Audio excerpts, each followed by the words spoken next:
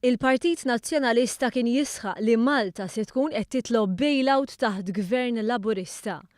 Illum il-Partit Nazzjonalista mhux talli għadu jemmen li hawn il-botot ħomor mixewla fuq l-ekonomija Maltija talli jemmen li se jkunu illijiet fihom.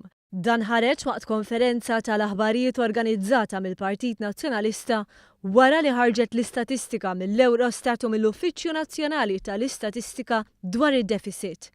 Għal-bidu Shadow Minister Marta Sportelli prova tevita l-mistoqsija tagħna dwar is-suġġett. Malta laħqet sew il-miri finanzjarji tagħha għall-sena li għaddiet barra minn hekk id-deficit qatt ma kien daqshekk baxx f'20 sena. Allura l-mistoqsija tiegħi tiġi waħedha għadkom qegħdin taraw il-famużi botot ħomor.